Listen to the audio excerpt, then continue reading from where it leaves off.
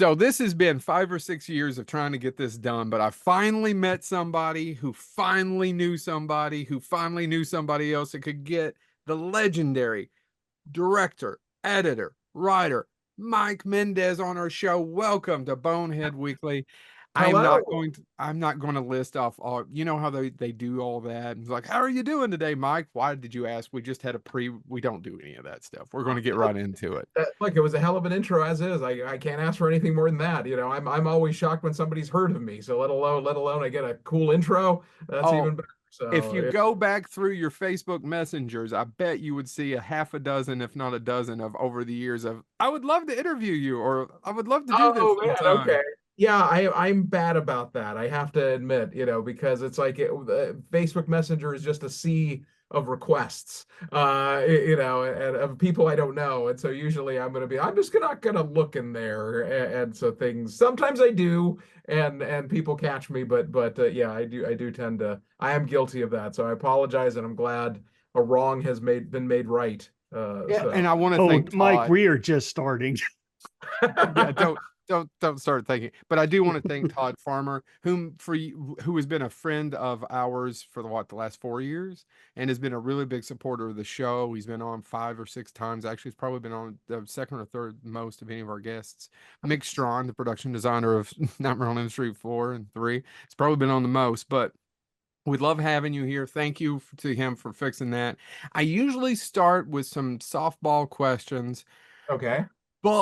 and we really kind of, and I'll go back to that, but there's two comments. One, of all the years, so you don't know us, but we do a lot of, especially me, we do a lot of convention work. So I do a Okay. lot of moderating stages for Lexington. If you ever heard of Scarefest, Scarefest is starting to be about the third biggest horror convention, which happens to be in Lexington, Scarefest weekend. Okay. And we do a lot with it. And the one thing that we love to do is talk to writers, directors, production designers, artists, everyone behind the scenes. And the second thing that we've figured out, and I knew it beforehand because of following you on social media, and you're the only human being I knew who had Dolph Lundgren over and was showing him all of their He-Man collectibles. Yeah, But I know. well, hold on. We'll get see how we did our research, Mike. This is Yeah, how no, very each. good. That's very good. Yes, Oh, we're totally. going to be dropping more Guilty. nuggets as we go along on this one, I'm buddy. guilty of that. I brought him over, and then like, hey, look at my Castle Grayskull. Can I take a picture? That was when I showed him like the first cut of the movie, and I knew like, okay, if it goes well, I'm gonna ask him to take a picture of Castle Grayskull. If not, I'm gonna shut the fuck up, and so the screen went well. So, Of don't kill it. But yes. so what I've That's learned, what my rear view mirror ornament is. My car. I don't know what is the rear view mirror here. Gray skull. Oh, nice. All right, very good. Okay. so as I was saying, well, the one thing, a couple things we've learned, but the biggest thing is as soon as this popped up and we just met you before we started recording, you're just a geek like the rest of us. Oh, huge. Yeah. No, I mean, I don't really try to hide that. Those are I those know. those are my pronouns, geek and nerd, those are what I go by. Yes. I always say nerd has a slight, and it's probably because we work in higher education. I always think nerd has a slight scholastic part of it, kind of a definition, and we're Sure. much more geeks. Yeah, totally. James, I make that definition too. It's like, nerd, you're kind of into history, or you're kind of into mathematics or Mhm. physics. Geek, you're into He-Man. Yeah, we're into the stuff that makes us no money. Right, exactly. Yeah. I'm very steeped into that. Yeah, totally. So I usually start at the beginning of the career and move on, but I'm not going to do it this time because I have for the last year, and I actually reached out to you a year ago about when Satanic Hispanics came out about having you on the show, and actually you did respond to that, but we didn't quite get it scheduled.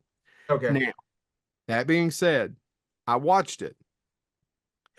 And sometimes you have people on the show where you're looking for the positive things because you want to be positive. Sure. I loved a lot of it. Okay. Same I here. mean this in the best possible way. Right. And I tell you, that fourth one, oh, what's it called? I don't want to say, but with the dildo, Okay. the Hammers. hammer of, The fourth one, chapter 4, didn't have a title. It or just said the, Well, Malcolm, and there was no title. it comes in later. It comes it in comes in later, Oh, Chad. okay. yeah. Sorry. The Hammer of Zanzibar.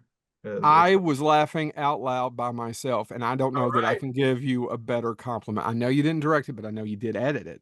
And Yes. I don't know that I could give you a better compliment than that. Oh, good. No, we had a lot. We had a great time making that whole movie. I really love the whole experience on that. I have thoughts on it. I don't love the whole thing. That's the danger of an anthology. But It's true of almost every anthology, Mike. Yeah, absolutely, and it's also interesting, and the fascinating thing is that everyone will have a slightly different opinion, which is kind of cool in a certain degree. I found that in Tales of Halloween as well. It's that, like, there'll be different favorites, there'll be different least favorites, but everyone just kind of perceives it slightly differently, and it's interesting. It's like you rarely find it. It would be kind of boring if it was always like, this is the best one, that's the worst one. It is kind of fun to kind of hear, perhaps one that I'm not as keen on be somebody's favorite, so. Well, And Tales of. Go ahead, Chad. I was going to say, I don't know if we said this. James. I don't know if we said this before we hit record, or since we hit record. That is the Chainsaw Award nominated. Yes, thank you. Thank you. Yeah, Satanic Hispanic. I just want to make sure we gave credit where credit was due, Very kind of you. because that's a nomination and that deserves credit. We were surprised, very surprised, because we're always under the impression no one's ever heard of the film, but we got there with the best wide release film with legit movies: Godzilla -1, Talk to Me, Megan, the year's best. We don't feel we should win by any means, but it is definitely one of those, like, well, it's really great to be thought of that way. I guarantee you it was the lowest budget movie, and it was the only movie where the directors didn't move on to anything. So, so it is a special. I'm sorry to laugh at it. It's okay. It's a especially unique little place. But anyway, no, we're honestly kind of touched that yeah, I got that. We were really, really surprised. But yeah, just to be thought of in the same category of a movie such as Godzilla -1. Crazy. Yeah. I mean, And Talk to Me. I tell you, yeah. Talk to Me that's actually was my favorite. I think that was our pick. I still haven't seen it. Hey, it's good. It's good. But that I know list, I don't. It slipped by me. I still don't know why I haven't seen it. that list was like the best movies of last year. So it was like, why are we on there? So that was cool. Well, so I'll be honest with you. We just recently got access to Shudder. He really is sick. Huh? I really am sick. We just recently got access to Shudder, and oh my god, You were watching Satanic Hispanics Satanic was the second movie that I put in our list. Oh, cool. All right. Excellent. Thank you And for supporting a great network on top of it. yes, Better is a friend to us all. yes, and I am still still on chapter 4. Okay, all right. Yeah, I have not finished the last part. I admit it. Oh, that's fine. I mean, you've seen most of the stories. I have seen most of it. And Mike, you can go ahead and call him a son of a bitch and tell him to get I the would hell have off this finished podcast. it, but as we were talking about before the episode, You had stomach issues. virus, Yeah, you had issues. passed out from stomach virus. Oh my God. It, See, I Mike was- had COVID last week, and you were I know, telling Mike him had all this COVID. stuff? I was worried when you said I'm going to be honest with you, because it could go anywhere with you at this point. yeah, no. Day Day one toilet. Day 2 passed out. Chad, I think we've heard enough about your stomach bug, but maybe if you want to start talking about the colors, Right. Oh, okay, let's go. Spinach. we're good. We're good. So, Mike, back to what I was saying. I Speaking of really, shit, let's talk about your movies, Mike. No, I'm kidding. yeah. Speaking of Chad, no, but I really liked it, and I was surprised how much you got a lot out of that budget. And the three of us are not. We've made some short films. We do not profess to be filmmakers by any stretch of the imagination, but we've spent a lot of time with a lot of filmmakers. Sure. And I got to give you all credit. You got a lot out of that budget. A couple of them look, if you don't mind me saying, fucking fantastic. Oh, that's great. Yeah, I mean, that. And your wraparound looked really good too. And I'll get to Greg in a second, whom I still owe something from 2016, but that's a whole other story. I'll tell you later. Okay. All right. Yeah, no, I mean, it's always tricky with an anthology, and I always feel that sort of the kind of, neat little thing that we can pull off is that you get it's greater than the sum of its parts. I feel, because you're asking actors and you're pulling favors for shorter amounts of times, and it's 4 or 5 different directors doing it, that everyone is kind of, if you have the right group and if everyone is in the right spirit, everyone's kind of bringing their A game and no one wants to make the worst one. So everyone's kind of pulling a little extra and trying a little hard, and they're only 4-day shoots. It's not like, hey, will you be part of my 24-day film or whatever.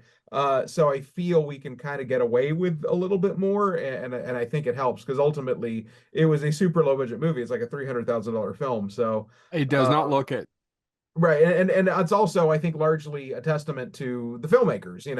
You kind of pick other DIY filmmakers that you kind of know. Look, if they had nothing, you can tell they can do it. They're kind of like, either Yeah. shoot their own stuff or edit their own stuff or just really involved. And I think that's true of pretty much everybody. Gigi certainly, and also Demian Rugna are very much just kind of homegrown filmmakers. And so, it was kind of, look, if you give them a little bit of something, I know they're going to return something, worthwhile. And I think they definitely did. So I got to tell you something about Gigi. Is it Mhm. right? Yep. Gigi, she did one of her movies from 2021, Bingo Hell. It's got Sure. a silly name, but it Right. is fantastic. Yeah, she does cool stuff. I mean, Yeah. I like her stuff. I also Culture Shock. I think, or her first Blumhouse film. I think turned out really, really well. Yeah, Culture Shock as well. But yeah, though one Bingo Hell is one of those movies that just kind of slipped by, and it like people look at it, I haven't seen it. It's I believe you can see it on Amazon Prime. Oh, Amazon Prime. Yeah, I forget. Yeah, there was a series of like Blumhouse films that they did. There was a Hulu one for Into the Dark, but then Amazon had like a series as well. So I think it's one of those. Yeah, and Richard Brake plays Mr. Big in that film, and Yeah, he's great in it. Yeah. L. Scott Caldwell and Adriana Barraza. Yeah, and it's on a super low budget, and she does an amazing job with it. So Yeah, no, I think she's super talented. And Mhm. Demian Rugna, I'm sure you guys have seen When Evil Lurks. I Yeah. feel that is an awesome movie, and we were lucky to kind of get him in between his first film, Terrified, and When Evil Lurks. We had no idea, When Evil Lurks was going to be so awesome. In fact, his Satanic Hispanic short is 4 extra days that they added to the shoot of When Evil Lurks, because we were bugging him so much. I'm like, just keep shooting, like don't take a break, just keep shooting. And he did, so a lot of the same crew and same cast of When Evil Lurks is in his Satanic Hispanic short. So anyway, I just huge fan of his and so happy that he did his segment. Yeah, like I said, I would not have guessed 300,000. And it looked, and I don't know how you shot the wraparound in 4 days, especially the closing Right, with the right. Yeah, creature. no, it's tricky. It's tricky, man. Yeah, because ultimately you have like 2 days to do it. There was like a pickup day where I got some of the, like close-ups of like, San Muerte getting shot and transforming, but essentially, yeah, it was 4 days. But you learn to work quick. That's sort of the one good thing about never having a budget and never having money to make your films, is that you learn to have to get it done and as quickly as possible. So so it benefits you when you're doing something like Satanic Hispanics. So this is going to lead me back to the question I usually ask. Okay. And I'm going to phrase it the way I usually do. What was the bug that bit you? What it is it's a question I love to ask different people. Like there's a movie, there's a book, there's something as a child. Uh-huh. And Stephen King, I've used this example, Stephen King talking about finding, because his dad left when he was young, and finding his old Lovecraft books, his dad's Uh-huh. Lovecraft books, and telling the story of him hearing Jerry Lee Lewis telling the story about seeing a piano when he was a poor kid in the South and not even knowing what the hell it was. He didn't know what it was, but he had to get at it. And Stephen Uh-huh. King saying, I didn't know what those Lovecraft books were, but I had to get at it. What Right. was the thing that got you?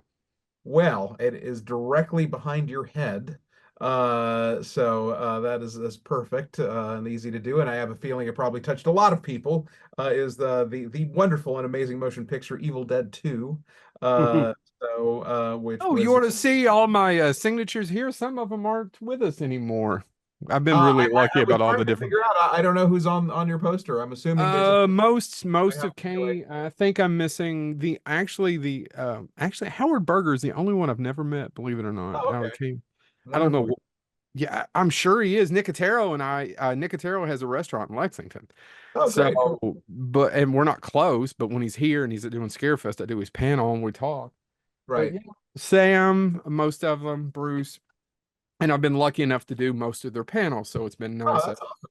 Yeah. Yes. That movie, Danny's no longer with us. right. Dan Yeah. Hicks. And I think, I'm almost embarrassed to admit this. The very first time I saw it, it was in the theater. It was when it was first theatrical run. Did you And really see it in the theater when it first I came did, I out? did. Because you I were in saw, LA. You lived in LA. You grew up in yeah, LA, and right? I saw Evil Dead in the theater, which I think what Evil Dead came out in 1981. Is that right? I think. 83, probably wide release. I think that when it was done is, but I may be wrong. Well, Uh, if it was 83, I was 10 years old when that came out. So I was maybe 13 or 14 when Evil Dead 2 came out. I think it blew my mind so much I didn't even enjoy it the first time. I was like what the fuck did I just watch? But it was great. And then it was the multiple times of it being on cable that you'd watch it over and over again and always get new things or notice different things. And that's kind of what really made me start to think about camera work and lenses and obviously all the creative shots. And even still this day, I just watched it a few months ago. And I had, it's one of those movies that's burned into my brain. I don't need to see it ever again because I've just seen it so many times. But it'd probably been a good long chunk of time since I'd seen it. And you're just reminded of like, yeah, every shot is a work of art. Every shot is a matte painting or a stop motion miniature, or has a puppet or is some crazy rotation shot or some crazy, traveling shot or ram a cam through a car, out the windshield. And, it's just so imaginative, but not only just creatively of what's happening in the story, it's just so imaginative filmmaking wise, that was just genuinely very exciting to me. So that's kind of what made me want to start making shorts and start making films. But I still credit it as it was. I went to other film courses and film schools over the years after, but I still kind of credit Evil Dead 2 as my film school. I probably saw it 100 times in high school, and would try to see it every time it was on the big screen. And again, I just love it. I mean, you can't see it here. I have my own geekdom down here, but my upstairs is like a cabin. And when I moved in, I felt. Look, I'm like, look, I can't help the geek here. I can't suppress it. What is a fucking dork like me gonna do with a fucking cabin? We're gonna turn into the Evil Dead cabin, of course. So I had to get a deer head, and I had to get the reel to reel machine, and I had to get an Necronomicon, and I had to board up the windows, and and this is in LA? You have a cabin upstairs in LA? This yeah, is it's kind of it's a very small house, but it's very rustic and it was built in 1912, and it looks like a small cabin. And I just felt like, and in fact, it's constantly. I had COVID last week, and I should have been lying in bed, but again, I just get so focused on such stupid shit. I'm looking around it and it's like it was always a blend when I moved in. When I first moved in, it was I'm gonna make it like kind of woodsy horror. So it was Evil Dead on one side, but then it was kind of Friday the 13th and Jason and stuff like that. But like I like over the years, it's been it's like I don't feel this is right. I don't feel I'm being true to the concept. I think it needs to be a pure Evil Dead cabin. I don't think it can have any Jason. I feel all of these little Jasons are intruding now, and now it just doesn't feel right. So I've been slowly taking out all the Jason, and I thankfully my bedroom is Michael Myers themed because I wanted something simple and clean. So that's a separate room. So I feel I can get away with that. But the main room, no, it's all Evil Dead now. So I think I have an Annabelle doll that needs to go. I have an Annabelle and Chucky doll that need a new home, but not like a different. It'll probably be in here or something. right. You But could always do it the Freddy versus Jason versus Ash script that never got made. I know, look, I've certainly thought about it, and my Tales of Halloween is also a little bit of a Friday the 13th meets Evil Dead. So Mhm. for a while I was doing it, but kind of going with it, but I don't know. I'm just slowly I'm like, no, it all needs to be Evil Dead. This needs to be just an Evil Dead cabin. Well, it is So superior, so. right. So yeah, totally. So that's my goal in life currently. Can I So say something? Do you, and actually, I don't know if this is true, but do you know how I know you don't have 14 kids and 3 ex-wives? because I have an Evil Dead cabin. Because you have an evil dick. So The three of us are I basically the basement. This is a walkout. This is a ranch on a walkout basement. And basically, it's a perfectly normal house. And then you descend with a poster or a big metal sign that says, a warning, autopsy may be in progress as Right. you're going through that. So oftentimes people come into town and we're giving tours of, oh yeah, you want to come see my basement? Yeah, no, I understand that. I'm assuming that means you have children and you have a respectable life and what? Okay, yeah. So Yeah, Chad has two, James has two, I have one. We did not get to do as many. We do, however, scratch the itch with our side gigs. But that being said, look, I mean, there's. I'm sure I'm missing out on a lot on not being a parent. I'm sure. Yeah, well, I mean, that's what I feel too. But no, actually, it's the greatest thing that ever happened to the three of us. But exactly. I don't know that everyone should do it. Right. And Yeah. I feel I'm not one of those people, and I feel like a 50-year-old child as it is. So I'm like, I don't need it. I don't. Oh, you talk about, I'm a 44-year-old child. I'm excited that I got a Toxic Crusader coming on Friday. Oh, nice. All right. Yeah. Yes, I see the Super 7 figures. I like it. Yeah. I have that Destro. You have the Destro? I do. Yeah. Anyway, but yeah, and that would be a whole other thing if you had a kid and then they have to get into your shit. I don't know. Look, I'm not necessarily proud of it, but at some point you have to make that decision of like, do I kind of go on a respectable life and really, I was married once, Yeah.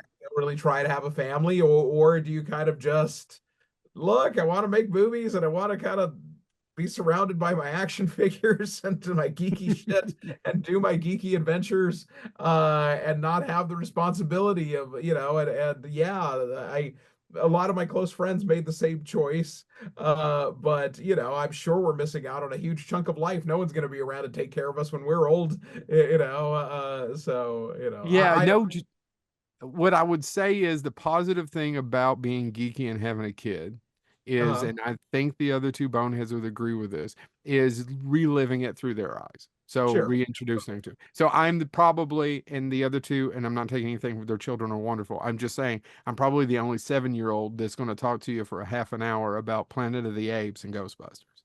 Right. Well, that's good because another thing that I see is very heartbreaking in a lot of And my King friends. Kong. Oh my God, he loves Kong. But I see this with a lot of friends' children is that a lot of times, not I shouldn't say a lot of times, sometimes they embrace the geek and go with it, but sometimes they don't. And sometimes they're into, no, I don't like movies. I like watching TikTok and I don't want to play video games, and they don't like movies. And I think that would be a little heartbreaking for me. That would be a I don't little, know what I would have done. yeah, it's like I don't It, understand what the fuck you are. I don't like I Not think my that child. something tells me that was my dad when he tried to get me to watch John Wayne and listen to country music, and I was watching Arnold Schwarzenegger and listening to Public Enemy. right, there you go. I think you chose well. Yeah, thank you, sir. Yeah, but I hear that all the time. I mean, I hear parents go, yeah, I try to get my kids into toys and I try to get them into movies, and they want to, like all he wants to do is like take apart a clock and rebuild it. And I'm like, well, good for him. I mean, obviously it shows a very like mechanical and interesting mind at like 5 or 6 if you're like putting clocks together. Yeah. But they have no interest in Star Wars. They have no interest. Well, oddly enough, that's where he's pulling away from me. He likes the toys, but really, other than Empire, has zero interest in Star Wars. That just means But he did pick the good one. Yeah, I was gonna say that just means you guys have Disney Plus, because I think that's the correct route you should take with Star Wars fandom. I think it's all sort of dying, and keep those early 3 precious, and then I think it all kind of goes to shit. But that's right. If they could ever make one that's actually good, They're right. Yes, totally. I don't know. I used to love Star Wars. As you can see behind me, still Star Wars is like a huge thing, but they have beat that shit into the ground. I can't anymore. I'm just like I don't care. I got the other two. I finished Acolyte, and that was so excited for about a half a beat, and then they shit the bed. Did they? Okay. I have one more episode. Don't tell me anything, so I can go ahead and get pissy tomorrow. Yeah, I hear it's got good lightsaber fights. That does. It has that. Okay, but it's only for 1-2 episodes, Chad. That's all I can say. I'm not saying anymore. Okay. Anyway, we're here to talk about you, and we haven't got back to this. So, Evil Dead 2. You Yes. you you grew up. Did you have brothers or sisters or anybody who was also geeky? I had an older brother. He was geeky in a different, he was certainly geeky, but in a different way. He was more video games and more sci-fi. He didn't share, like, Halloween was our Halloween and Star Wars was our common ground. But he wasn't into really Nightmare on Elm Street or Texas Chainsaw or all of that kind of thing. And that kind of became my obsession. So, and still this day, it's, I don't know, we're just two sides of the same coin. He's, still all Star Warsy, and I'm trying to think what else. Into the Spider Verse was a thing, something he was crazy into, and kind of Marvel and stuff like that. And of course, I like the horror, I like the violence, I like the Yeah, stuff. well, so that's kind of like the boneheads, My kid had loves Spider-Man and loves Marvel and loves superheroes, so he will always go, "Oh my God, I gotta ask Uncle Chad or Uncle James a question because you're not gonna know the answer." Right, sure. I mean, I Yeah. enjoy that stuff too, but it's just I have a soft spot for horror movies. I love all sorts of movies. It's just that when a horror movie is good, there's nothing like it. It's just that's just the Oh, fact. I agree. Yeah. That and comedy for me. If it's a great Okay. comedy, they're just so damn hard to do. Sure, yeah, totally. But it's Yeah. just a wonderful place to be when there's a horror movie you love. It's just like, oh, it's the best. So anyway, yeah, I don't know, but yeah, more often than not, I think I enjoy dramas and action films and things like that. I think you tend to, and we're jaded, and I'm certainly jaded because I'm an old man. So I feel like I see a lot of stuff today that I've just seen better. I've just seen it done the first time. I know everyone was crazy about, some of the Evil Dead remakes, and I think they're fine, but they're enjoyable and they're wonderful. But it's kind of like, yeah, I've seen Raimi do it. So whatever you have for me here, it's not gonna hit me. It's just like I've seen it done. You know, Truthfully, I got really pissed when they announced the remake, and I didn't know who Fetty was. right, But I actually am opposite of you on that. I enjoyed it because he basically, and he said it in interviews, he didn't remake it. He made a sequel. They used to call them right, sequels. sure, totally, yeah. To I me, it's like a sequel. I like And them I fun. like that he changed and he did his perspective. And I kind of, and actually liked Evil Dead Rise too. It's one of those few where they've not thrown me something that I was like, oh, Jesus, this sucks so much. Like there's so many bad Halloween sequels, Sure. And no, I like them fine, but it's just but it's not Raimi. I agree with it's that. so Raimi. It's so Evil Dead or Evil Dead 2. It's or Army of Darkness. It's just I've seen how high the bar can go, and even the television show. There's a lot of great shit in the television show that so much of the new ones are become, I think, a little bit of fan service. And that's fine. And for new generations, they haven't seen it, so it's new and fresh and exciting for them and awesome. But for me, I'm just like, whatever. It, No, I agree. So I have we were talking, I've had the pleasure, we've met her once, but I actually had the pleasure, we were doing a creep show reunion at Scarefest last fall. And uh-huh. I was doing the panel and the panel was packed. And Adrian Barbeau, sorry for other people, Sure. spoke nicely of you behind your back. Oh my goodness, the nerve of her. I'm in I a just fraternity. wanted you to know that because after the panel, she's still, I please, I know I'm going to get in trouble for being sexist. She's still smoking hot. Right, okay. She is still absolutely lovely and beautiful and At was 80. just so nice and kind because Yeah, people always ask me, like, who are the a-holes? And I never tell because I need my job, just like you probably don't talk about who some of the, because you want to keep working, right?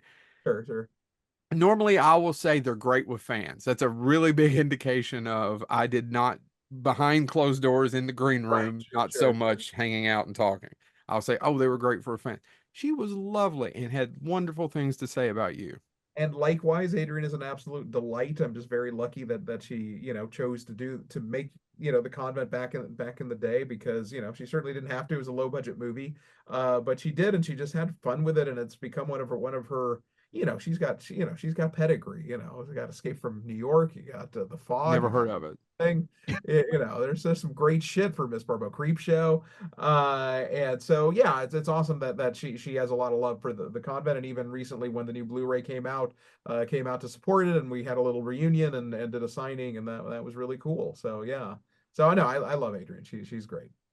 Well, when we saw the convent, and I know Chad and James have the next question, but when we saw the convent, oh gosh, what's it's been almost it's been over 20 years, right? Yeah. Yeah. I mean, I think we saw it right when it got released on DVD. Yeah, we were one of the fortunate ones to find it accidentally. All right. And we all own copies. It's over here. If you could see the hundreds of Blu-rays and DVDs, because one other thing that I bet you agree with too, buy physical media.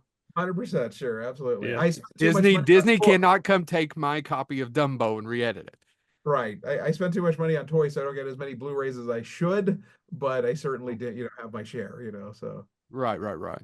So when we found it, we just I think we fell. I bet you've heard this a lot though. This is where people fell in love with your work, is the convent. I mean, it's probably where people first heard of me. And again, you have to understand that I still consider myself quite obscure. So we're talking 24 years ago, I was really obscure. And especially when a movie comes out on DVD and is like, some people's Hollywood Video, that's about it. Uh-huh.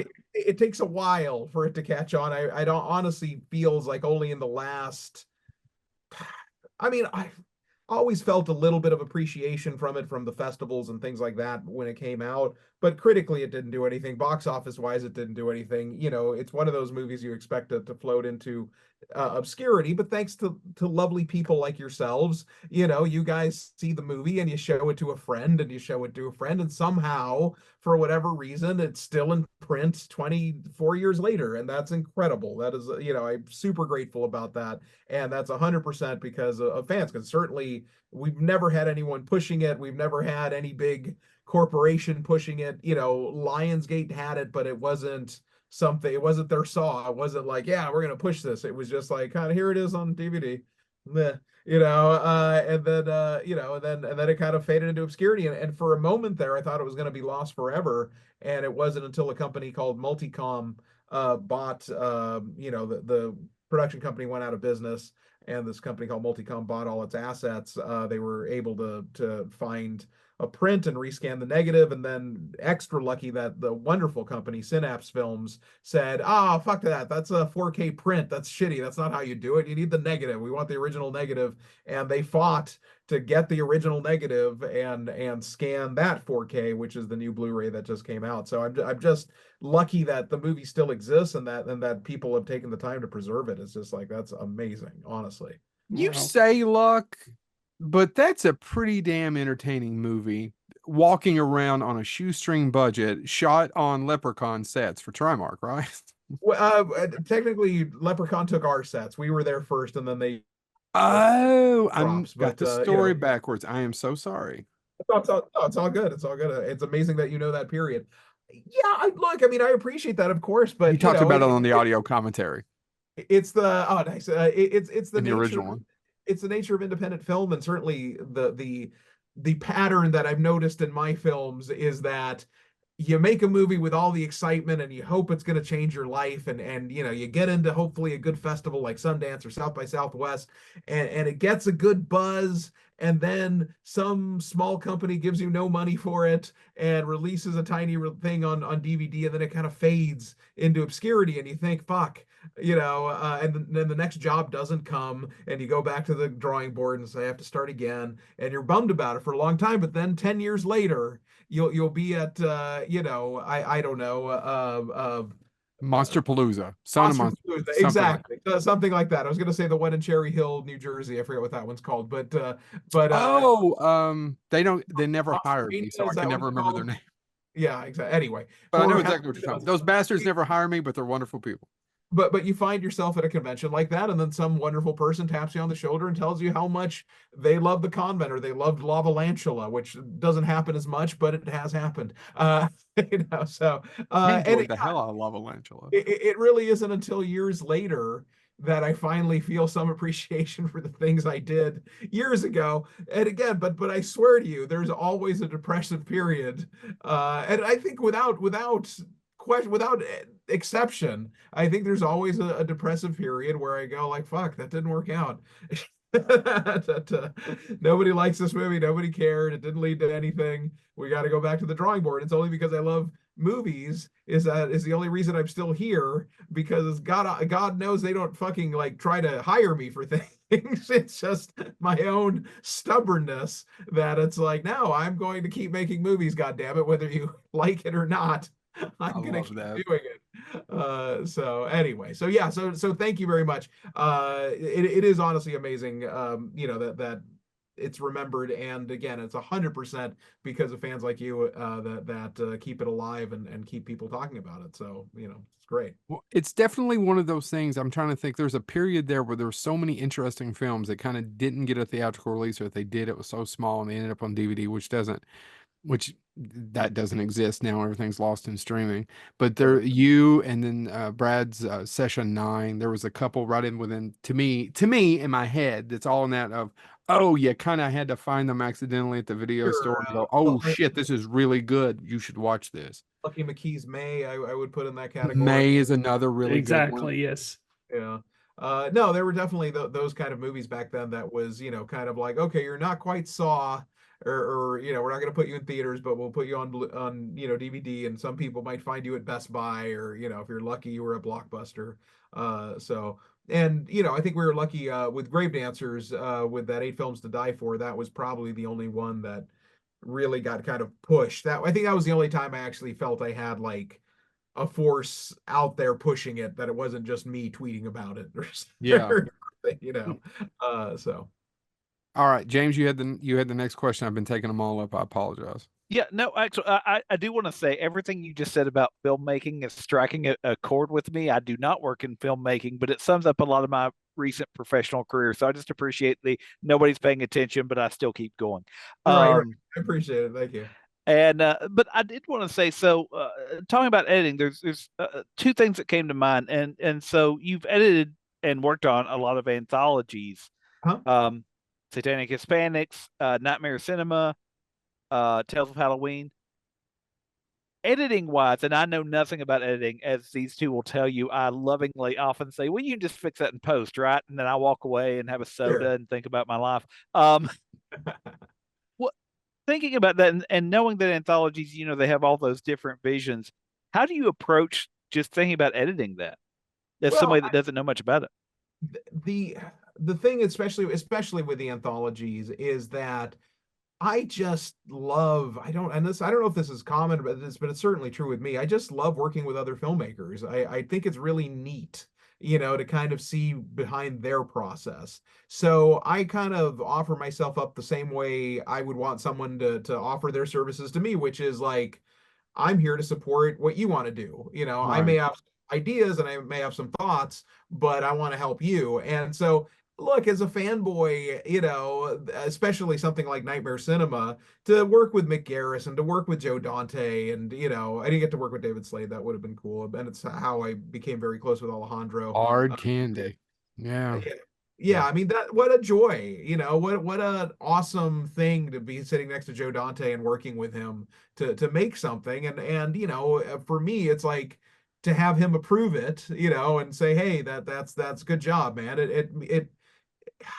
In some ways gives me the self-worth that the filmmaking, as I was talking about, doesn't. Is that there's something when you're working for another filmmaker, you get their approval, and you're helping them get what they want, and then also you get to enjoy it. If people enjoy the film and like the film, it's great. So most of the time, the editing for me has been more of a just I call it my day job, because it's not, truth be told, and again, everything works out for a reason. It was kind of a bitter pill that I needed to swallow when I became an editor, because I started out, having my first film at Sundance with The Convent, and then Mm-hmm. I'm sorry, Killers, and then The Convent, and then Grave Dancers, and always the hope of like, you're moving up, and I'm gonna be a director, and I'm just gonna make a living as a director. But I learned the bitter truth early on, that it's like, yeah, if you wanna eat dinner and have a roof over your head, and stuff like that. You're better get a job, like a regular job. And all I knew was filmmaking. So I was lucky that someone gave me an opportunity cutting DVD extras. Spider-Man 2 was my first thing. I cut one of the like two of the features on that. And just kind of cut my teeth that way.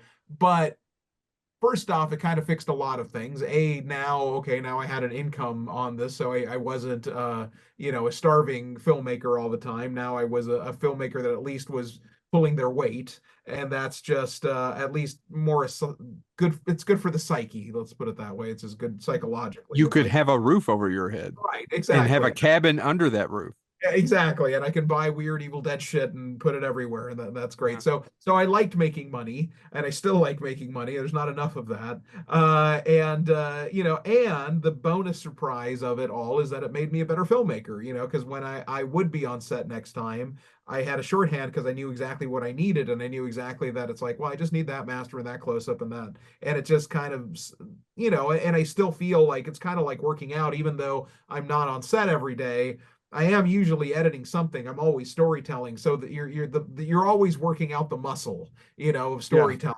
It really couldn't be a better job for me, and especially what I do on Beavis and Butthead is just an absolute joy, because it's very creative and it's very fun.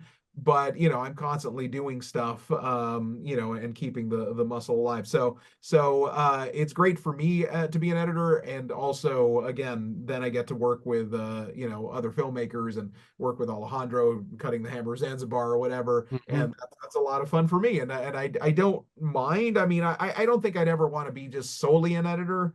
If it ever came down to it, fine. But I don't think I want to do that ever. But I certainly like having it as a thing I do, and I do find it rewarding in a lot of ways. Yeah. Oh, I That's actually, and they didn't have it on there. They have your first editing gig as Masters of Horror on IMDb. Right. Well, one of them.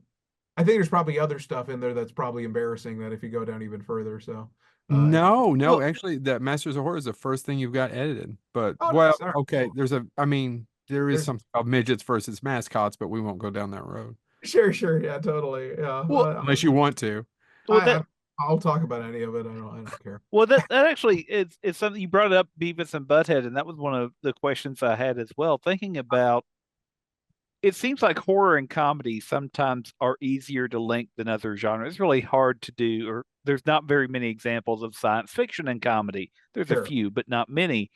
And so, is there a change in your thinking when you're editing horror versus comedy, or is it still a very similar process?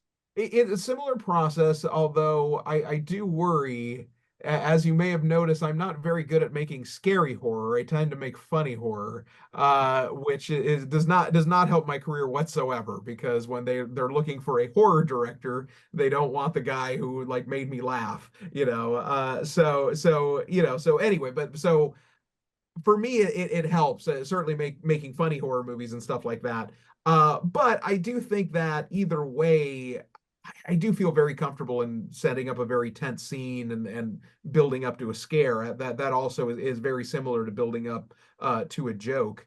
So yeah, I'd say there's a certain commonality with it. What's great about Beavis and Butthead is for me, even though I know it's animated, it probably sounds like there's not a lot of creativity to it.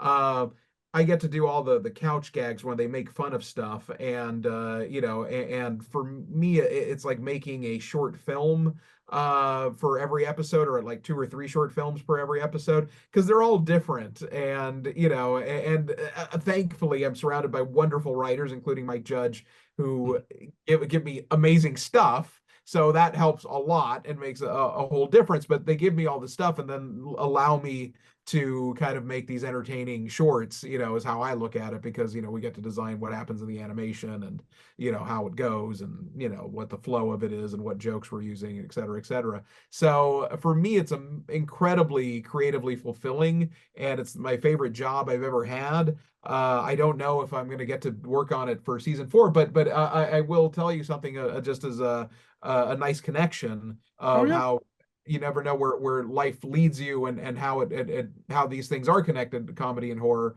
That I got my job on Beavis and Butthead because of the convent. Because the post supervisor on it was a fan of the convent, and he at the time, there was a season a long time ago, like about 12 years ago. It was in no more than that. It was in 2011 that they came back for one season on MTV. And apparently, Mike Judge had trouble finding an editor for this stuff because for some reason he just couldn't find someone that got the timing. All the animation editors who wanted to do the job, because that is the fun job. Just he wasn't happy with what they were doing, and the post super said, "Hey, I don't know what it is, but something about the convent makes me think of Mike Judge's weird timing." And I know I'm kind of going out on a limb here, but I think you might fit in. And I was like, sure. I mean, what have I got to lose? Might as well go in there. And if it doesn't work out, sure. But for whatever reason, I just clicked with Mike Judge, and I've been working for him now. I mean, we did that one season in 2011, but then I started working on Beavis and Butthead Do the Universe, I think in like 2021, maybe 2020. It was like during the pandemic and stuff. So really saved my ass because I was not working at all because of the pandemic. Everything was shut down. And this was a great opportunity to work on, once again, kind of like working with Joe Dante and Mick Garris, and the people I worked with. Getting to work with Mike Judge is like what a dream. You realize, like, Jesus Christ, some people are just amazingly talented, and so funny to work with. And yeah, that's been really educational. So anyway, so yeah, so there is a relation. It's That's awesome. And not only iconic people behind the scenes, but those are two iconic characters. If you grew up in a certain time period, If you're Absolutely. our age, you're getting yeah, to live a dream. It's a little bit of a bummer that it hasn't been a bigger hit, because I think a lot it's I think it's all nostalgia. I think most of the people that watch the show grew up with it 30 years ago, but I don't think it's quite caught on with new audiences. I agree. And it really is a shame because it's so much fun to do. And I don't know how much longer I'll get to do it. And it's one of those things is like, look, I know we're making good shit here, but I just don't know how many people are appreciating or catching it. So again, it'll be like the convent 10 years from now. People will well, go, this stuff was so great. So and I wonder if part of the challenge there is even I don't know how to say it, but like perhaps the cultural cachet is so different now. My children, they're growing out of this a little bit, but for a long time they would watch on YouTube other people playing video games. right, sure. And I was like, we didn't do that. And my mother, of course, then goes, no, you watch music videos. You watch, and I was like, that, but that was art. It was entertainment. It was, and I was trying to explain to my son, who is 12, that how big of a deal music videos were. So he's watching that 90s show because he thinks it's hysterical. And I'm like, that was it. I remember that music video. They'll do song cues, and he was like, there were music videos for all these songs. I'm like, son, we had a Right, channel. exactly. We had multiple channels. You had VH1, you had MTV, and I was like, and that's what they did. But that's They the big difference between then and now, and I think why something like Beavis and Butthead could have the opportunity to be such a cultural phenomenon is that there was just less stuff. There was just less competition. We remember when there was 3 or 4 networks. When there was a fourth network. When Fox joined the thing. It was I kind of remember it vividly. absolutely, but for most of us when we were growing up, it's like, if Happy Days played on, Tuesday night or whatever, everybody on Wednesday watched Happy Days, and so there was just that opportunity, that there was kind of a communal thing, the Brady Bunch, all these Gilligan's Island, these series that we grew up in. Now, we have upteenth amount of streamers with ungodly amounts of content, and YouTube, and influencers and podcasts, and there's no commonality. So Beavis and Butthead is a show of 1,000 that any kid can watch at any time. and it's not quite the cultural centerpiece that it was like. No, when you came home from school, when you were in grade school or high school, Beavis and Butthead was on at 3 o'clock, and there was an hour block, and you watched it, and it was music videos that you watched with bands, and it's just what everybody was doing, and that's just not the case anymore, and again, and I think the stuff is better than ever. I think the stuff is really funny, but I don't think it quite connects. There's not a cultural phenomenon for any of this anymore. Even shows like Game of Thrones, House of Dragon, things like even the huge, they're not pulling. There's no way they're pulling any kind of Seinfeld numbers. They're just not. Right. It doesn't exist. Yet for whatever reason, and this is what is crazy to me, yet somehow we all know Haktua Girl, like somehow, that is something that Dad didn't. And I was trying, and he was trying to, and imagine this three-way text, the group text of, well, I'm not, you want me to explain this on a text? I can't explain this on No, I didn't want Google it. And that's the thing. I didn't want anybody to explain it to me. I didn't care. I'm just like, I'm not looking this should up. but it's one of these crazy things that even though I say like, there aren't these cultural touchstones, yet something like that for whatever fucking reason, and no one decides it or no one plans it, just everybody knows it. You just know. A week. No, everybody, and it still happens even on television too. I mean, why, I don't know that any of you saw the show Baby Reindeer, but there's probably a good chance that one of you did. Am I wrong on Netflix? I've started it, but I didn't get too far into it because Okay.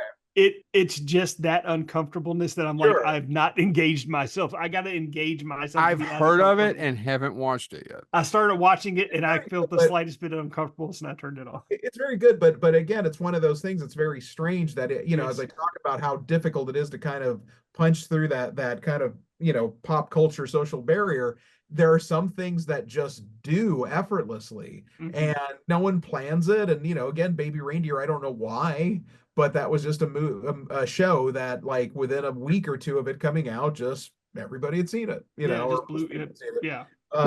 And I don't know why that happens. I don't know how that happens, but it's rarer and rarer for it does happen, and it just happens on the most random things, so. But I think one of the things that's fascinating to me, and I had an English professor that always made this argument, the reason Beavis and Butthead, it may join that category, like you said, of things 10 years from now that'll get rediscovered, and people will say, why didn't this run 100 years? And I had an English professor that made the argument, and it comes into my mind anytime I think about Beavis and Butthead, is Beavis and Butthead in some ways pulled an All in the Family, in that if you agreed with Beavis and Butthead, if you thought they were the brilliant ones, you watched it because, oh, they're saying what they think, or they're like me. But if you didn't agree with them, you watched them to make fun of them. And there's a unique phenomenon that happens when you can pull stuff like that off. And so now, I must admit, I was not an early adopter of the original Beavis and Butthead. I actually didn't care for it either till I was old. It was not till the movie came out. No, for some odd reason, it never struck me. It's the same thing with Adam Sandler. It's weird. I love Mel Brooks. I can sit here and talk to you about the Pythons for the next 3 hours. We can talk about there's a lot of different, but for some odd reason, like Adam Sandler too. Just I don't get it. It's just right. Luckily on me. I liked animation early on, so I used to go to this thing called Spike and Mike's Twisted Animation Festival. Mike, me too, buddy. Yeah, no, those were great, and and I saw the early Mike Judge cartoons, Frog Baseball, and also became Liquid Television. But either way, it's like I never loved the cartoon so much, but I will say I always was attracted to them making fun of things. And I've always liked shows like that, Mystery Science Theater, or Rip Tracks, or anything like that, and Red Letter Media, or Honest Trailers, or I love that kind of commentary, kind of funny stuff. So I was always attracted to that stuff. So I don't know why. I just kind of, it was like a weird click when I got that job. It just clicked for me. It was just like, oh, we get to make fun of people. I get this. No, I wasn't till I was older. I think it was I probably was the show post movie and winding down that I was like, oh, this is funny. Yeah, totally. Yeah. I had no idea. And there's also that there's an element, and I will not say it as eloquently as Weird Al Yankovic does, but Weird Al actually made that comment several years ago that, you know, a lot of people are like, well, you're making fun of these artists, and but usually the artists really love it. And his comment back was, I don't make fun of anything that I can't listen to because I have to listen to it over and over. I've got to get the Sure, punchlines. sure. I've got to get, and so that's what I think about it too. Even in quote unquote making fun of, there's also this. Well, you have to. I mean, you have to watch it. You have to get the Oh, beat down. You sure. have to get all that stuff. So I think there's this weird admiration also in the mockery, and So I'm sometimes fascinated by that. I remember not so much now, but like in the 2011 run, we did a lot of Jersey Shore. There was Not much admiration there. there's not a lot of admiration there, but boy, Yeah. was there some funny shit. There was Oh some yeah, yeah. Well, I mean, listen, sometimes it's speaking of Python, John Cleese, and again, I can't be as eloquent as he is, but he once made a comment, it's timing and beats. And it's, you know, seeing somebody fall down a manhole, hilarious.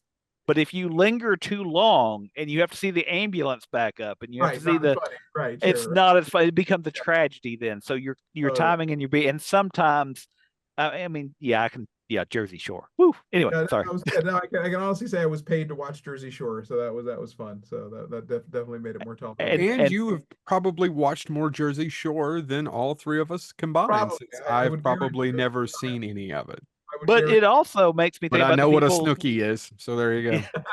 It also makes me think about the people that paid to watch it. So at least you were on the receiving end of the cash, right? So it works and out well. and I do feel educated in some ways because I would have completely missed Jersey Shore and that whole thing, and now even still, like, there's so many new music artists that I have no idea who they are, but like Beavis and Butthead kind of keeps me a little bit aware of, Yep. like, oh, okay, yeah, now I know Dua Lipa or Olivia Rodrigo or any of the bands we do, Post Malone, Yeah. So- Now I wouldn't know who they were if it wasn't for their children and college students. So I right, totally exactly, yes, they've yes, yet to do anything with the Rolling Stones, so I was kind of left out of it. yes, totally, no, I Yeah. agree. But I do want to get back to your career a little bit more and talk about Greg Grunberg. Tell me, how big of an asshole is he? I'm From the scale joking, by of the one, way. 1 to 100, one being not an asshole at all and being 100 major prick, I'd give him a 1, I think. He was, I did his panel, I don't know, maybe 8 years ago, Uh-huh. and he gave me one of the kindest compliments. He was just one of the most genuinely, just, I hate using all these adverbs and adjectives, but he was genuinely kind and nice post It and is. before panel. He genuinely is. He is a good person. He is just a good person with a good heart. I don't think I've ever seen him cranky on set. Even when we were doing Big Ass Spider, like he could have, just gone to hang out in his trailer, but he was just there on set, just cracking jokes and just keeping, morale up, and it's just no, he's just a good guy, just a really, really good guy. Very, very blessed to know him. Feel very lucky to know him, and then great. And he's kind of like, for me, that anchor, in anything. He kind of like, he's just good. You anything he's in, you kind of feel like, oh, isn't a lot of the times people won't know where they know him from. They go Yes. like, I know that guy. I don't know from what, and it's like, this could be Star Wars, it could be Heroes, whatever. Star But Trek. yeah, exactly. But he just adds a certain legitimacy to everything, and he's always good. And yeah, just a great, wonderful human being. So no, I love Greg, and I'm sure there will be other stuff we will do. So Well, and Big Ass Spider is a lot of fun. thank you.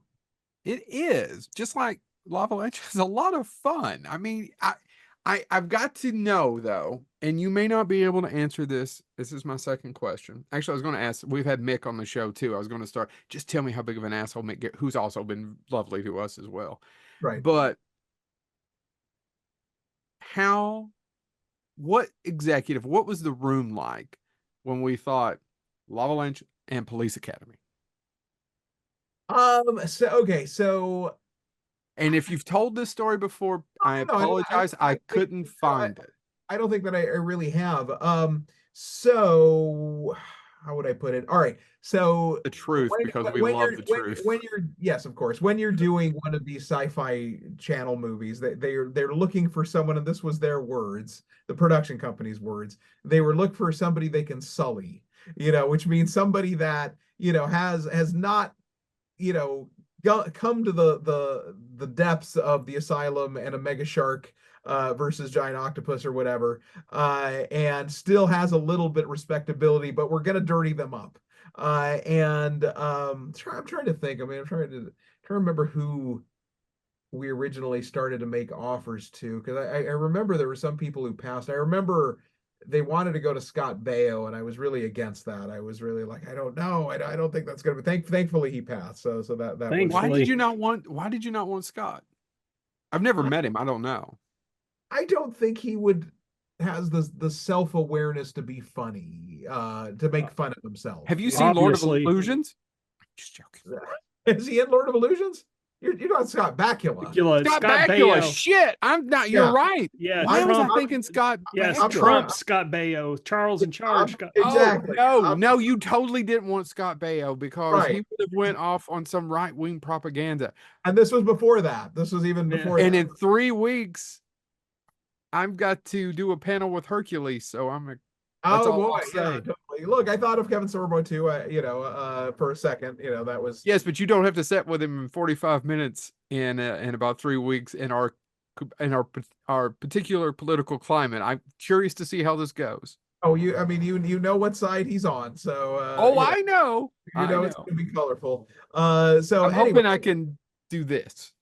so eventually, I'm trying to think who else there was. I really wanted, but it wasn't a big enough person for the network. I really wanted Will Sasso. That was, I thought that would be really funny. Who was on Mad TV? Yeah, that would be know- Will Sasso would be amazing. Yeah, because I was like, God, Will Sasso, like in an action movie, doing like his Seagal impression for the whole thing would be a movie I could get behind. But anyway, but finally they kind of pushed it out to they pushed out the idea of Steve Guttenberg, which I loved. I love Steve Guttenberg, and apparently he had passed on Sharknado, and regretted it. He was kind of like, oh man, I shouldn't have passed on that. Even though I kind of looked down on it, it was a hit, and they've made 4 of these, and that could have been a good paycheck. So I'm selling out, man. I'm doing it. We're doing Lavalantula.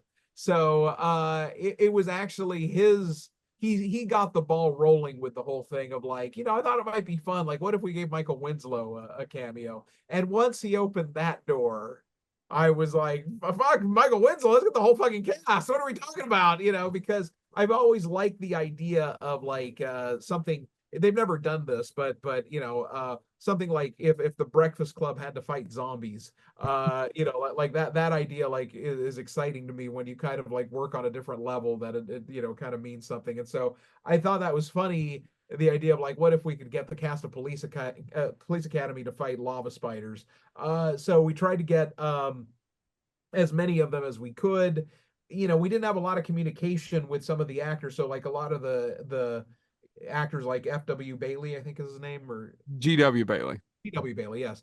Mhm. Like I don't think he really got what we were doing. He just said like, this is such a small part, because it was just for the opening. I was going to try to have all of them because it Mhm. starts on a movie set, and I thought it'd be really fun if like Bobcat Goldthwait was the director, and and then we see the crew, and it's the cast of Police Academy, and we're meeting them or whatever. Mhm. But only so many of them were up for it. So like G.W. Bailey was kind of like, oh, the role's too small, but I don't think he quite got what we were doing. Bobcat was like, fuck this, man, I don't do this shit anymore. By the way, uh, that wasn't a half bad Bobcat. You must have spent some time with him. Thank you.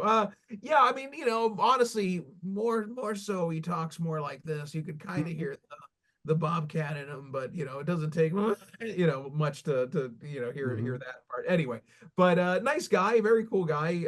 But it was not down to be in it. So that kind of left Marion Ramsey, Michael Winslow, Leslie Easterbrook, Mhm. and Steve Guttenberg. So which was a good start. That's like David Graff and Bubba Smith were passed away, so we're not getting them no matter what. I believe Tim Kazurinsky was in New York. I would have loved to have gotten him. That would have been fun.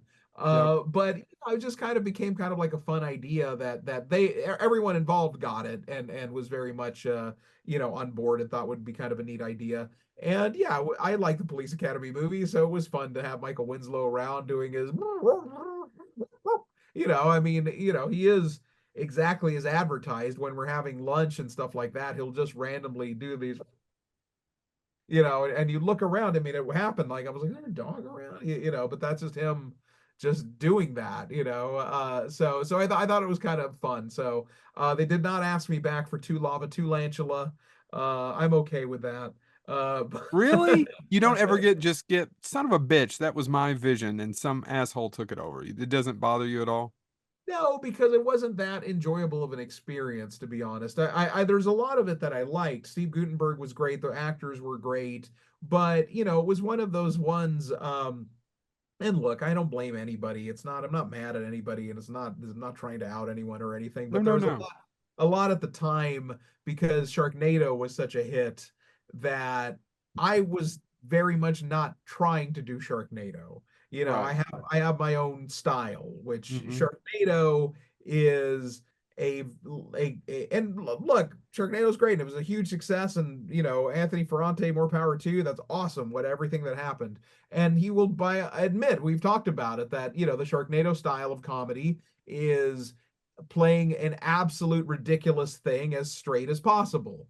But that is not my method of doing it. My method, the more big ass spider method, is taking a ridiculous concept and then treating it realistically and go, what the Hmm. fuck, and having people be afraid and people like, really questioning it, but still having to deal with it so that you're still with them, even though the situation is ridiculous. So it's just a different approach. And so, it was constantly frustrating to me to constantly get these notes of like, Mike, in Sharknado, the key is, Oh and my you're God. constantly getting notes about what they did in Sharknado. And no offense, I just wasn't quite making that. And they really had a problem that I was kind of overtly making a comedy and not making any bones about it.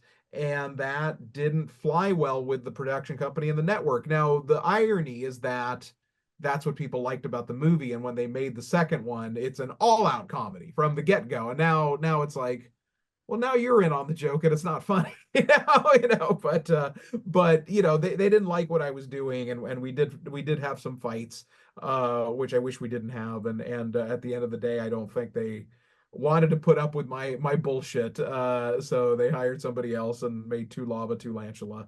And I think it's okay. It's quite all right. I don't think anyone Well, is I actually don't think I It's watched it. So yeah. I, Yeah. I, I was gonna say it's the journey from a knight of the Lepus, if you will. Credit to DeForest Kelly for taking that so seriously, to Attack of the Killer Tomatoes, right? I Right. Yeah, mean, totally. Yeah. Kind of, yeah, absolutely. And so, yeah, this one, on the second one, they very much just embraced that it was fully a comedy. But I don't know, it was just, the first one's a little bit of frustrating to me because there's a lot of stuff that I do like about it, but I do feel that and it truly is what it is. It's a hybrid between Big Ass Spider and Sharknado, and so some of it is them, and they have every right to. It's not my movie. I was just a hired gun, I was helping them make their film. So, they made the movie that they wanted to do, which is a lot of CG bugs and all that kind of stuff. And then I like to have fun with the characters and do stuff with that. And I think there's some really good stuff in there that I think yeah. is funny and enjoyable. So between the two, Big Ass Spider is more, a film that I really can feel more ownership over. And Lava Lantula is kind of a team effort, but I think everyone kind of brought their thing. And I'm not embarrassed by the end result, even though it is fun to make fun of me on my IMDb as the director of Lava Lantula. So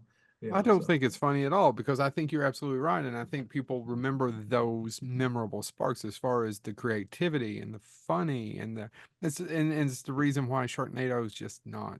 But that's just my own personal opinion. We're sure. not getting into that. Oh, of course. Yeah. We've Yeah. never had Ferrante on the show. He's always said no. But that's beside the point. What's beside the I, point? We'd I love to I have him. actually have to open a door. Hold on one second. Sorry, my friend is bringing stuff to my garage to store. That's okay. We'll pause real quick. That So, is wonderful. All right, so we're recording again. okay. And now, in the interest of time, we've only got like 10 or 15 minutes with you because I promised we wouldn't do more than 90. So, would you say that was the hardest movie for you to do? What was the most difficult? I don't normally ask this question, but I'm kind of curious. No, no. I mean, that was that. No, actually, obviously, Lava Lancha was actually fairly pleasant. I mean, there was a lot of heartache in post, but the actual shooting of it was very pleasant. No, my two worst movie experiences are that of my films would be The Grave Dancers was just a slog. Was just, you know, as much as I really wanted that movie. I don't think I've ever worked harder on a movie, and I don't think I've ever had a movie just consistently be an uphill battle that I just never felt I could win, you know. And it's just weird. Just movies just kind of have their own energy.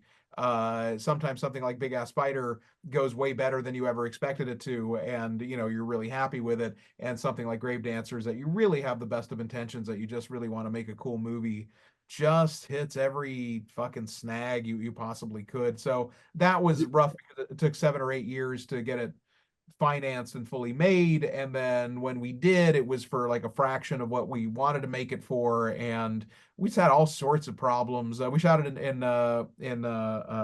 North Carolina. Not that that was one of the problems, but we just had, you know, the union came and struck us. We had a tornado. We had a hepatitis outbreak. There So was this just sounds like you're having issues making days, right? And getting oh all yeah, the it was, stuff. So everything. it wasn't you arguing with producers about the content. Not so much. There was a little bit of that, you know, and definitely with the actors and stuff like that, like, you know, who's in it and stuff like that. Mm-hmm. Uh, but yeah, just nothing ever quite gelled on it. I still, there's stuff I still like about the movie, and kind of happy with it, but it was just, you know, there's a quote that I like of, there's a movie you intend to make and the movie you make. I definitely intended to make a better movie on that one. So, but you know, you do the best you can. And then there's a particular piece of shit that I absolutely hate that is on my IMDb called The Last Heist. And that's a movie with Henry Rollins, who I love, and the making of it was wonderful. But at the end of the day, and I'm not going to name names or anything because they get pissy about it, but the powers that be, you know, above me on making that movie, recut the movie without my, you know, consent or permission, and I don't recognize it. I don't know what the fuck that is. And it was the lowest budget movie I've ever been a part of anyway. And so it was really surprising when it's like, wow, on like a $200,000 or less than that, $150,000 budget movie, they took it away from me. Was really mind blowing. And I'm so embarrassed by the finished product. I never talk about it. You know, I've started to talk about it a little bit on podcasts like this. I don't want to, you know, dwell on it too much because I don't want to bring too much awareness of it because it sucks. But, It's you know, actually the only thing of yours I haven't seen. I'll And keep it. when I was going back, and when I was going back, I was like, how did I miss it? Because it has Yeah, Henry. no, keep it that way. Yeah, because I didn't push it. I didn't, you know, it was kind of like, I'm gonna just remain mum about this one. But you know, again, it's like someone kind of comes after the fact and recuts the film and thinks they know better than, you know, you're giving everything you can to do it on $150,000. You're putting in your own money, you're pulling your own favors, and then somebody just kind of comes and, you know, I wanted a very John Carpenter-y, you know, kind of score. They took all of that out and put like this kind of rock, you know, over. It's just, it's horrible. I mean, it's cringe. It's like, I've never seen it. I've only watched like 20 minutes of it, and I couldn't get past the first 20 minutes without just boiling in anger. And so I've never finished it. So anyway, those unfortunately, and again, I'm not embarrassed about Grave Dancers. I think it turned out all right. I just, you know, you have better hopes for it. I'm completely embarrassed by Last Heist. But you know, you can't win them all. So you know, so I'm gonna say my joke that my mic was muted, that nobody heard. okay. La Avalanche couldn't have been that bad to shoot because because you got to shoot Nia Peoples in a sports bra for a huge chunk of the movie, and that cannot be that bad. Absolutely. And they did not bring her back for the sequel. And I can proudly say I had nothing to do with that. You know, that I wasn't involved in that movie. And I'm like, how dare they not bring Nia Peoples back for the sequel? That was a mistake. That was a mistake. You know, so So I'm sorry, you've had a couple movies play our Halloween parties that we've done for over the years. oh great. Yes. Yeah. I mean, we are fans and really have wanted you on the show. I was so excited when you honest, just came. Go ahead. To be honest, that's what I like to hear, is like I like to make movies that would play at Halloween parties. Honestly, that is sort of like the sweet spot for me. So, you know. Dude, you played at several of the Boneheads Halloween, and these have been going on for 20 years. Yeah. Nice. All right, cool. So you are loved and adored in this room. That's awesome. That's the reason you just happened to come up in conversation with. I didn't when we were talking about. Do you guys remember? And he just said, "Mike." I was like, "Why? He won't do this." I've tried to get him. He's like, "Oh, I'll email him." Oh, that's amazing. I'm hoping you guys watch Tales of Halloween for one of the parties because that seems Oh, yes, what sir. Buddy, that made for. So, yes. All And right. and Nightmare Cinema played at another one. Oh, good. All right, cool. Yeah, there's some fun stuff. And we no, we didn't get, but it was right in the middle of COVID and we were doing, so we didn't get the Malignant didn't play at one of them. But A I good love one. the fact that you snuck your ass into that cool ass opening of Malignant. Absolutely. I love it too. Yeah. Yes, of And no course. offense, I know you didn't direct the segment, but tomorrow morning when my daughter asks, Daddy, who did you talk to? I'm going to tell her you directed a movie that starred the guy from Descendants. Who I'm trying to think. Oh, right. Boo Boo Stewart, right, of Yeah, course. Boo Boo Stewart. Yeah, sure. Very nice guy. Yeah. And that was always weird because he was just the stunt man's son. Well, Yeah. it wasn't like we cast him or anything. And then, they kind of like, hey, let put my son, and then he ended up being kind of like the biggest star in the movie. And I was like, oh, that's weird how that works. So Because anyway. that'll immediately go, Daddy, really? All right. Yes. So as we get through this, back to what we're talking about our kids, I was telling my kid turned 7 today. He's 7. And I took him out to dinner, trying to get back. Happy birthday to him. And he was his Oh, real I quick told though, Joe, but not to, yeah. but I'll also tell her, she also directed a bunch of people from this movie. That's Police Oh, Academy 5. oh, that's great. Oh, that's amazing. Well, we happen to that's actually our favorite for it's the one without Gutenberg, we know, but I it's know, but I Sure, haven't sure. went back to rewatch it. Anyway, back to my story. So a movie you edited played at our last Halloween party. Would it And be we were in the basement, all drunk. would Well, it be most of us were drunk. House? Hold on. Shh, shh, shh. Oh, oh, okay. Don't skip. did you Don't just skip. tell the guest to shush? Well, I don't want him to ruin the job. I don't want him to ruin the thing. So my at the time 6-year-old, back to the movie thing, wants to see things, but also I don't let him watch everything. I'm a terrible dad, but I'm not that bad. So we're watching something called Slaughterhouse. Yes, yes, yes. Hold on. The little bastard sneaks down, gets away from everybody upstairs, and sneaks down during the scene with the sloth driving the Mustang. Nice. And let me tell you, he giggled, he laughed, and if I've heard it once, I've heard it 100 times where he will go, yeah, Dad was watching this horror movie where the sloth kills people, but it's so how does he drive the Mustang? How can he reach the pedals? uh-huh. So my question to you is this, because I told him I would bring his name's Quentin. Quint, he actually called him Quint. Can you guess where that's from? I have no idea. Yes. Yeah. Well, when I did Richard Dreyfuss's panel and back in October, he laughed. I said if it'd All been right. twins, the other one would have been Hooper. Oh, nice. So anyway, back to what I was saying. How did the sloth drive the Mustang, Mike? You edited the movie. But I did not write the film. I'm And sorry. and what my understanding was that the original draft of Slaughterhouse was supposed to be kind of a Peter Jackson super gory violent film, Like but Meet the Feebles or Bad Taste yeah, and exactly. Dead But Alive. they did a bunch of market research, and I hate that this is true, but I mean, it paid off. They found in their market research that if you're going to make a movie about a sloth, that the ideal target should be a 12-year-old girl. And so they rewrote the movie to be more about a sorority thing and to really appeal to little girls and they children in general, I think, but certainly young female was kind of the demographic. And so they purposely went out and said, hey, we're going to make this kind of like cuddly slasher movie.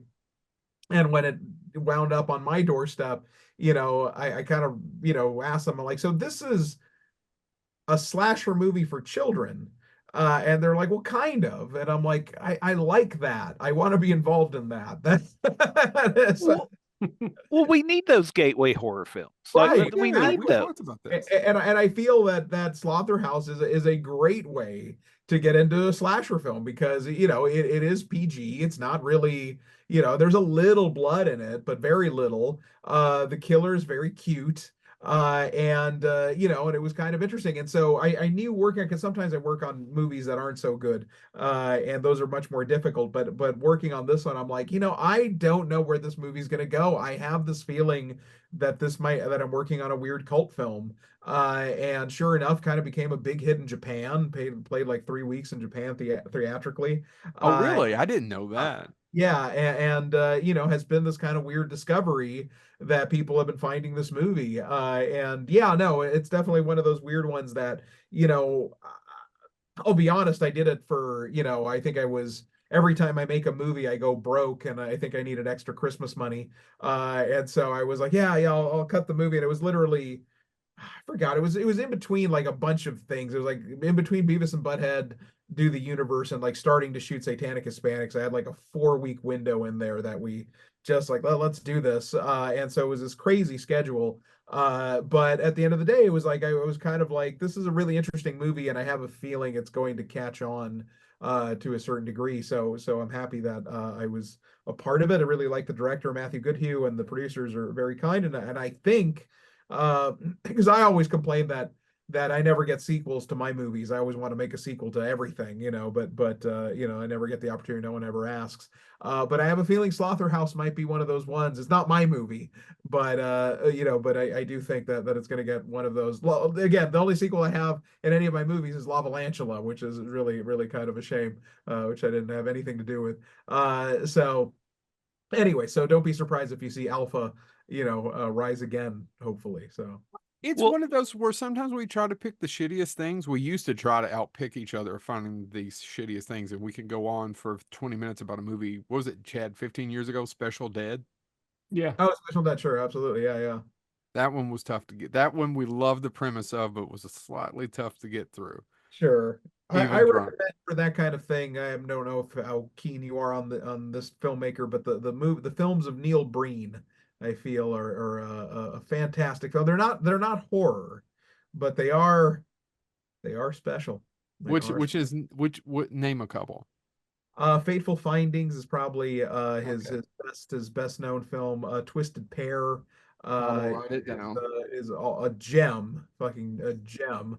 The latest one, Cade the Torturer, I think is I forget. Sounds great. Twisted Pair. All Yeah. right. All right. Uh, So we I go ahead. recommend highly go on YouTube, see special effects like you've never seen before. Look, it's a special kind of love. You have to be down with something like Birdemic. You know, if ah, Birdemic, Oh, Birdemic. you know, brings you joy, then I can't recommend Neil Breen highly enough. You know, so well, Okay. speaking about October film, It's and I not as know, bad as the Incredible Bulk, is it? now, I don't think I've seen The Incredible Bulk. I'm Oh gonna my God, you should look that one up. yeah. well, Veronica, speaking, I also recommend Veronica. That one is pretty special. That one I'm familiar with. Yeah, yeah. Yeah. All right, James, go uh, ahead and then we yeah, got I know we've got to wrap up, but I actually, I think this is relevant to the conversation. Okay. Conversation. Speaking of watching things in October, and speaking of doing a little bit of research, you mentioned Synapse Films earlier, and Mhm. unless my information is wrong, my crack research team, which is just me, but on October 8th of 2024, we're getting an unrated director's cut of Killers through Yes. Synapse. Finally, yes. Finally, in the original ending and the whole thing, Synapse has been kind enough. They've been great because they are did Killers, The Convent, and they're currently making Grave Dancers. So all Mhm. of them returning to you know, not returning, but for 4K for the first time. And I can't thank them enough. That's super cool of them. You know, again, there's a time I thought not so much Grave Dancers, but Killers of the Convent. There was a time I really thought those movies might be lost forever. So to know that there's going to be 4Ks of them is like that's awesome. So yeah, And you did an audio commentary for that as well. Is that a I new did audio commentary? a new audio commentary with Mike Gingold. Probably pretty honest. I have a feeling. You know, I have a feeling that it's probably you know, a pretty honest commentary. I'm going to do one for Grave Dancers. It's probably going to be even more honest. I'm gonna do it until it gets me in trouble, and then I'll probably back off. That's Being so honest, you know. So that's how I've made my career as well. sure. Yeah. So Well, I just wanted to mention that because I think A, I'm going to pre-order that as soon as I can, and B, if you're already listening to this and you're already thinking of Halloween because my children already are, Killers. Throw it in Absolutely. your pre-order box. And if you didn't get the 4K convent, there's also kind of a stripped down, less expensive convent that's also coming out on 4K. So that's great too. Awesome. Just wanted to promote some of your upcoming stuff because I A, it's appreciate it. exciting, Great. and B, I'm appreciate it. pumped for it myself. So Yeah, I look forward to because it. during the pre-interview, Mike didn't even. Oh no, you don't have to, because I always ask. He's like, "Oh no, it's nothing to promote." But I am glad that we got to promote. But I do. Do either one of you all have the last question? You want me to ask the last I question? don't have a Go last ahead. question. It's a statement. It's not the incredible bulk. It's the amazing bulk. And Okay. for Mike and James, Riff Tracks is getting ready to do an episode of the amazing bulk. Oh, okay. All right. Good times, good times. Yeah, I like this. All right. I just sent you all a link to the trailer in our chat. For Oh, Yes, great. do Okay. that. All Yeah. right. I will check this out then. All right. Okay, I have 2 or 3 questions. Well, I think I'm going to narrow it down to one because I loved having you. You're welcome back on the show anytime you want to come back. We'd love to have you back sometime because I feel like we just Sure. scratched the surface of most of your and I stuff. hopefully won't be ill. Right. Yeah, Totally. But right. you've held together quite well. So Thank so you. that's good. Yeah. Right. Well, so there's 2 or 3 questions I rarely ask, and for some odd reason, I just want to ask you. What's All the right. one that got away?